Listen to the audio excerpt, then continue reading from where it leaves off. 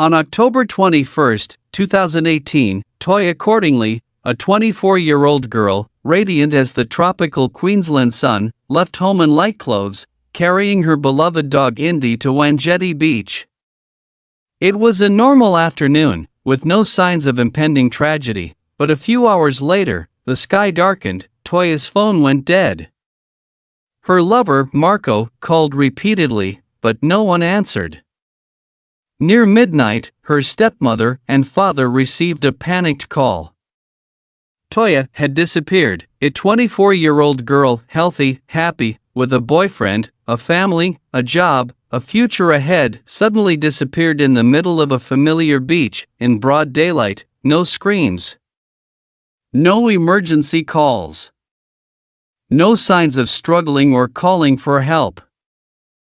There was only one strange thing. Indy was tied by the neck to a tree, unable to lie down, and then, as the sun rose the next morning, Toya's father, Troy, followed the footprints in the sand, and discovered something no one wanted to see, a human foot sticking out of the wet sand. Toya was found in a shallow grave, almost naked, with injuries so terrible that her mother could not bear to see her face for the last time.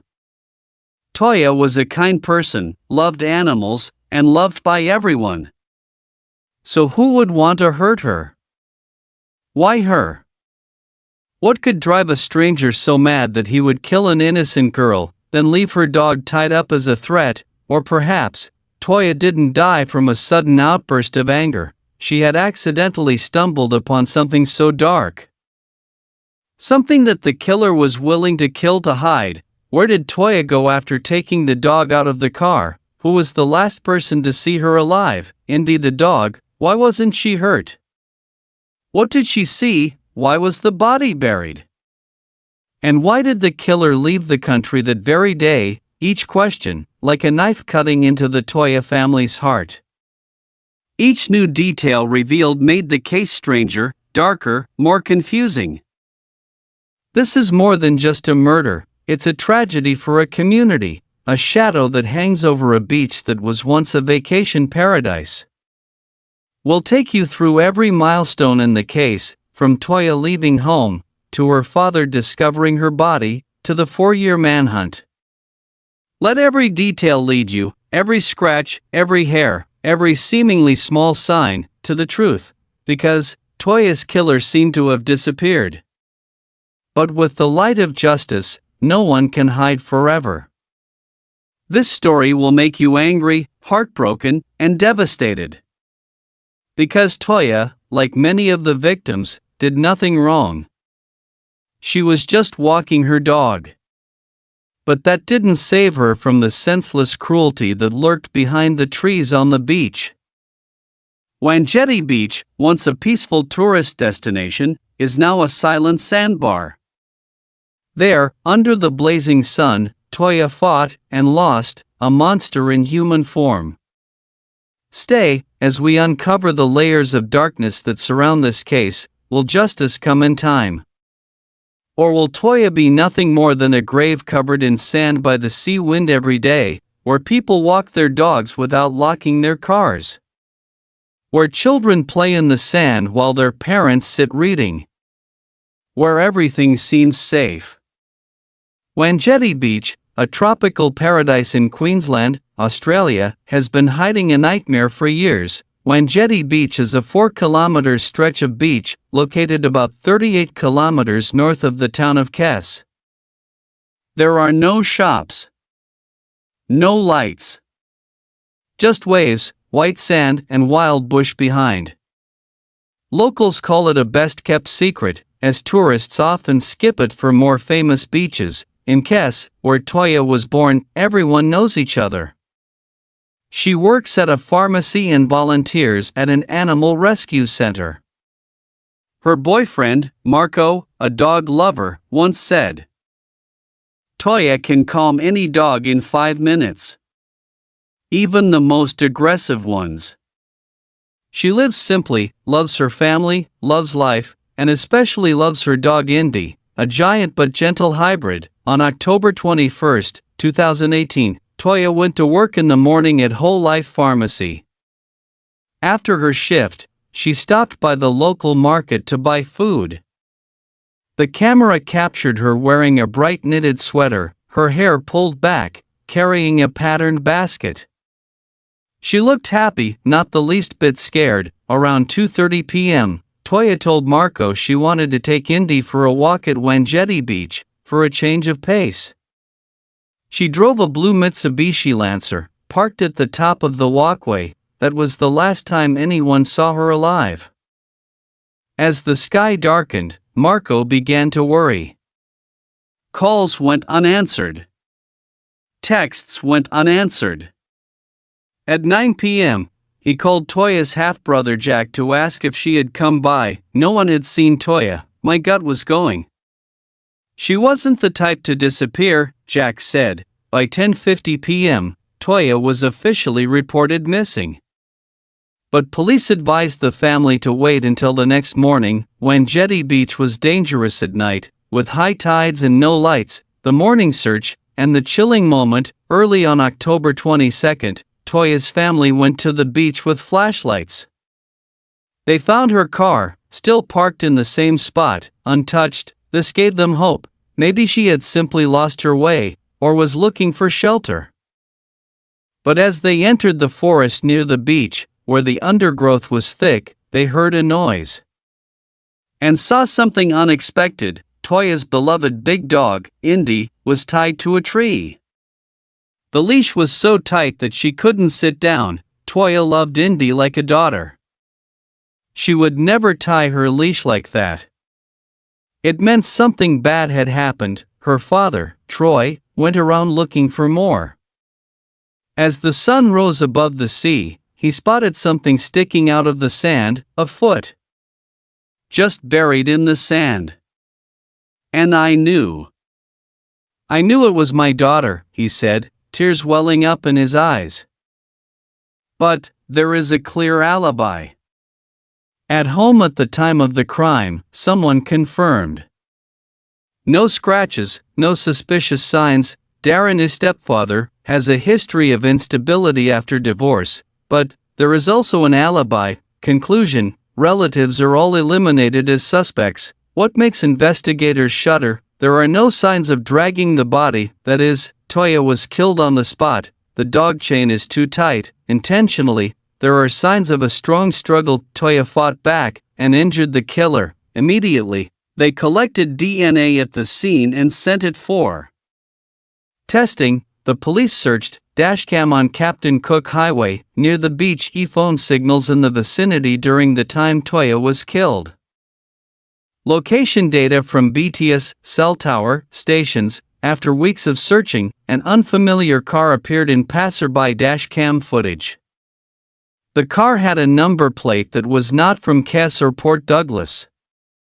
The owner, Rajwinder Singh, 34, an Indian national who worked as a nurse at a nursing home near Townsville. Shocking details: Rajwinder left Australia on the day Toya went missing. Rajwinder drove 90 kilometers to the airport, bought a ticket to Sydney. He spent the night at his sister's house, then flew straight back to India on the morning of October 22nd, just hours after Toya was found. He said he was going to Sydney to relax. And never came back, said Rajwinder's wife. Worse, several colleagues saw Rajwinder with scratches on his hands, face and neck immediately after the incident. One said, he said he was bitten by a dog. But the scratches looked like someone was fighting back. The DNA found on Toya's fingernails matched Rajwinder Singh.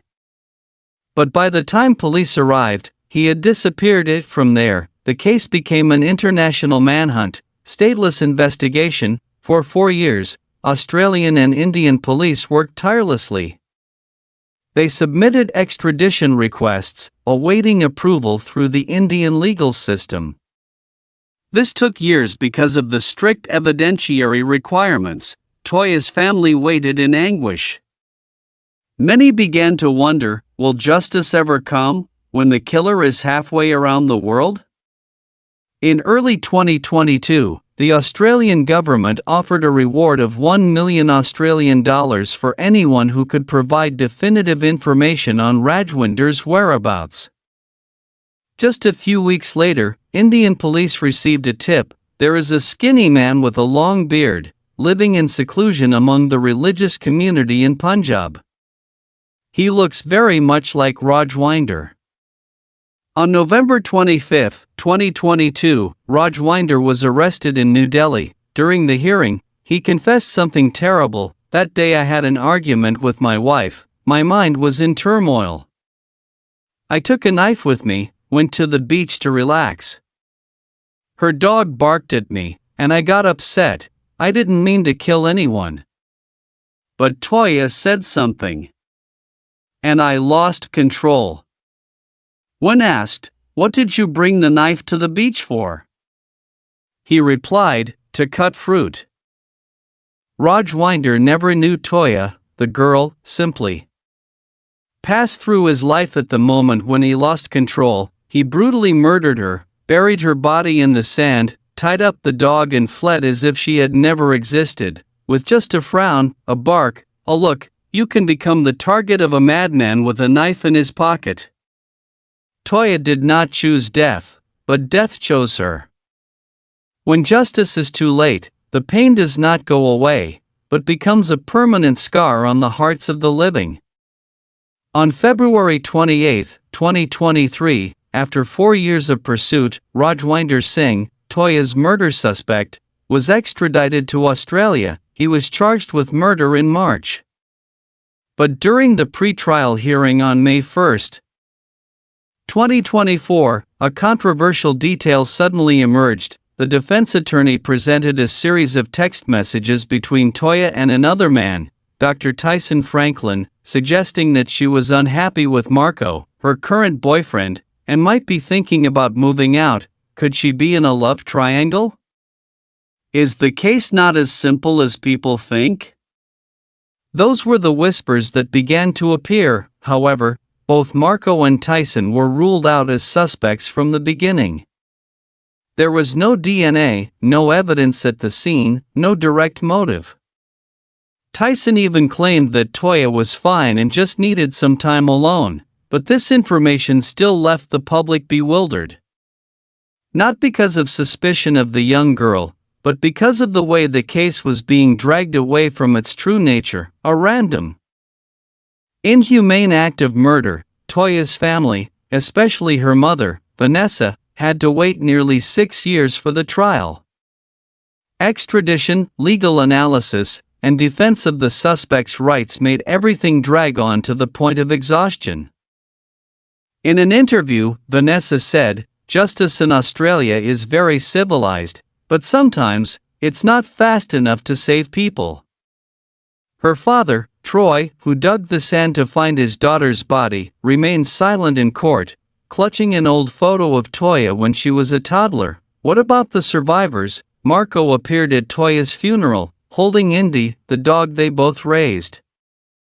He didn't say much, just lit incense, then turned away. Someone said, "If I had begged her not to go to the beach that day, maybe things would have been different." No one blamed Marco. But he'd, like many in cases like this, carried the burden of if only for the rest of his life. Indy survived. But many believe she saw the whole thing. When the police arrived at the scene, she didn't bark, didn't bite, she just looked straight at them, trembling. Perhaps, in the wild memory of a dog, the screams of its most beloved owner still echo. Toya was an only child. Her mother said that she kept her daughter's room as it was, without cleaning anything. "As soon as I opened the door, I could smell her shampoo." Her father, since the day Toya's body was found, was diagnosed with post-traumatic stress disorder, PTSD. He no longer went to the beach. No longer near the sand. Every grain of sand reminded him of his daughter's paw that morning. On November 2, 2018, hundreds of people attended Toya's funeral. There was no long speech. There was only one thing Marco said: which silenced the entire hall. If Toya were alive, she would have forgiven the person who killed her. Because she believed that everyone could change. But I didn't. Toya was buried with Indy's necklace and a bouquet of her favorite wildflowers. There was no tombstone, just a wooden plaque engraved with the words, "Toya, the light is brief, but never extinguished." If someone had listened to Indy's barking. If someone had seen the strange car leaving the beach that day. If the killer hadn't been left alone to leave the country for 24 hours. But life has no ifs. All we have left is action, so that there won't be another Toya. Never underestimate the irrational anger of strangers. Always call the police if you see anything unusual, even a strange car, and most importantly, no place is completely safe. Even heaven, without boundaries, would turn into hell. Toya was just a few steps away from home. But she never made it. Imagine it was your daughter, your girlfriend, your sister, or simply, the person you saw smiling on the street. Are you sure you were vigilant enough? Are you sure you could have stopped it in time? If it was your child, would you have enough time to save it?